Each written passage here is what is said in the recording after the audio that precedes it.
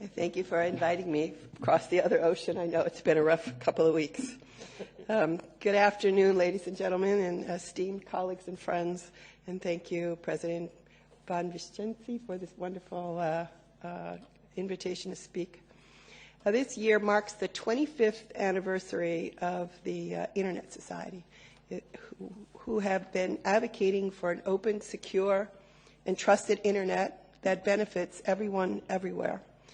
The Internet Society was founded in 1992 by Bob Kahn and Vint Cerf, who believed that a society would emerge from the idea that is the Internet, and so it did. Fast forward these 25 years, we are in what Thomas Friedman, in his newest book, Thank You for Being Late, calls the age of acceleration. There it is again.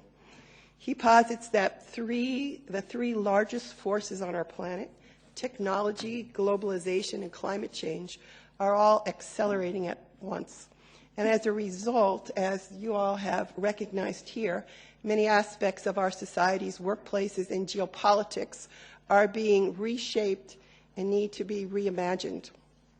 Friedman weaves this history of the convergence of supercomputing, fiber broadband, mobility, sensor technology, and massive data analytics with the network technology of the Internet to describe a world today where the rate of change and the acceleration of the rate of change both increase at the same time, and where the slower rate at which human beings have adapted and are able to adapt has created the current anxiety. And while I am very tempted to veer off into the argument about direction and speed, I think we do best to do that over some drinks later on. Even as the opportunities of the Internet age have become ever so more apparent, the rate of change has some shouting, "Stop the world, I just want to get off." There are those who wish to turn the clock back, some that are actively trying to do so, but honestly, it is so impossible to do it. Everywhere in our globally connected world, change is marching forward at an accelerated rate. In Africa, the benefits that are so ingrained now in Western economies are starting to pay dividends. In my meeting in Nairobi this past week, where, by the way, I got this throat, there was a sense of hope, most especially among the young people, whose future appears radically different than it did just 5 years ago. An important side note, people under 30 make 50% of the African continent. Yet, even with the sense of youthful exuberance, one can feel fear among various governments. Like those here in the West, they are in the midst of disruptions to establish culture, politics, economies, and ways of working. There and here, the fear has led to calls to shut the borders, build walls, put the Internet under tight government control, and even to shut it down. The Internet Society recently highlighted the high economic and human costs of Internet shutdowns, pointing out that unilateral technical measures are rarely appropriate tools to fix political, social, or legal issues. Even those of us who urgently advise that fear must not win out against hope know, however, that when it comes to our individual and collective safety and security, just saying no to those interventions is not enough. Hope alone is not a strategy. It will not deter the evils of terrorism and hate, criminality and fraud, but neither will fear. Encryption is a current, highly relevant topic here in Europe that is part of this conundrum. In Europe, interestingly and importantly, according to Eurostat, 84% of EU 28 uses the Internet once a day. And because the EU has been the world's guardian of users' personal privacy, we have good data showing that upwards of 70% of Internet users in the EU provide some kind of personal information online.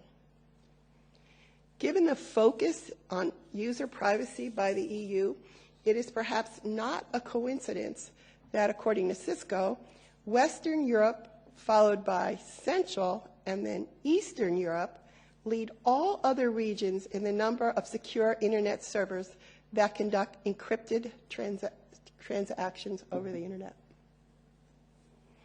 As with many things, technology designed for legitimate and even laudatory reasons can be exploited by those with nefarious intent.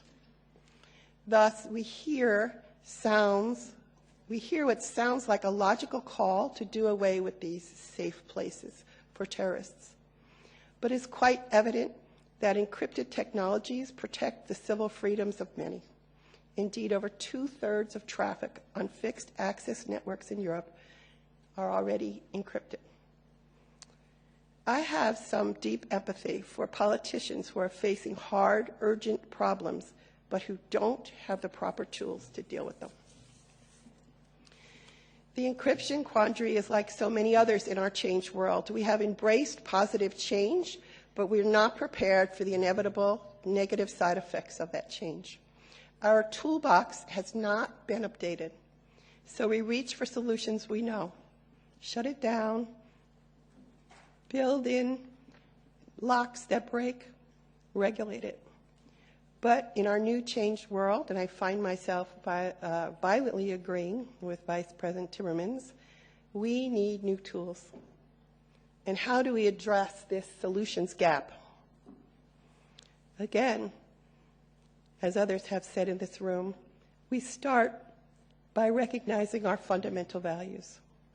I was heartened on the other side of the Atlantic last week when European Council President Donald Tusk said that the greatest task today is the consolidation of the whole free world around values, not just interests.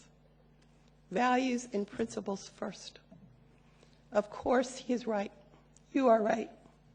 Transactional solutions may be temporarily satisfying, but in the long term, unsustainable or worse. Quick fixes may exacerbate the very problem one is attempting to solve. Europe has been a steadfast champion of the principles of the Internet for over 25 years, upholding the values of openness, global connectedness, trustworthiness, transparency, and inclusion. And it is against these values that we should be seeking a new policy direction. I have a notion that the new tools needed to solve the problems of the next 10 years can be found in the innovations of the last 10 years. Let's ask ourselves, how can the supercomputing power, sensor technology, big data analytics, and high-speed connectivity that we have created help with the very disruption that we've caused? And how can the methodology of internet innovation, creativity, cooperation, collaboration shape sustainable solutions? The European Union has called for multi-stakeholder processes and procedures to develop Internet policy for over 10 years, and yet we have not reformed how government governs in the digital age. The European is perhaps in an unexpected position in this extraordinary year, 2017, to take the lead on making good on the promise of a new governance model. Let's talk for a moment about who would be your partners. The technologists among us will help design those applications that we need to address change. While this summit agenda points to the new technologies that disrupt how we work, govern ourselves, and blur lines and blur ethics online and offline, I might prefer to tilt the lens a little and see these technologies as tools for innovation and creation of a new way of governing. We might use the technique of the Internet Engineering Task Force, the world's premier Internet standards organization, to inject a bias for action and agility. Rough consensus, running code. Earlier today, someone mentioned this. Do we honestly need one rule, one law that is to last forever when change is moving so fast? Can we not experiment and find structures that allow us to have norms and yet have agility? At the table, in addition to the technologist, must be civil society. They will legitimately and passionately insist that human rights principles must shape the guardrails that ensure that new solutions enhance and not harm our rights as citizens. And experts from areas of the economy that are now being changed by the internet, education, medicine, agriculture, banking, transportation, and more, will want a place at the table. And surely the private sector remains the engine of economic growth and innovation, and without it, frankly, we would indeed still be living in the 1950s. Business needs to be in the room. And finally, in these fraught times when freedom and security and war and peace are ever so close to the surface of so many of our anxieties, advocates for the adherence to the rule of law and established international codes of behavior must have a clear voice. All of these players, by the way, need to come forward, each and every one of them, with a new commitment to actual problem solving, as you suggested earlier, that will require learning and demonstrating some new skills, substituting, for instance, their lobbying prowess for an understanding of and willingness to collaborate to form consensus. There's a lot to do, and governments feel the burden of the future on your shoulders. But we need to acknowledge that when things are moving so fast, governments do not have the complex knowledge base, experience, or wisdom to go it alone. Indeed, solutions to the changes occurring in our society may not be at all obvious because we have not yet done the work to fully adapt to our current circumstances. We need an entirely different mindset. We actually have to move from managing disruption to the things as they are, to inventing new frameworks for anticipating and managing the way things will be. And to do that, the Internet way requires that the discussions, the decision-making and enforcement be inclusive and multi-stakeholder.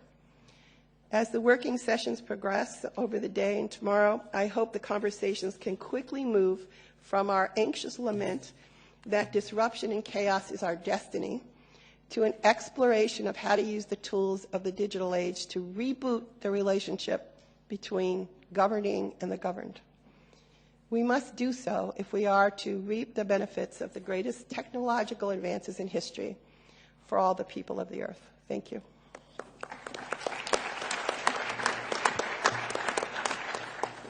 Thank you, Kathryn, for being extremely clear and very tactful at the important moments.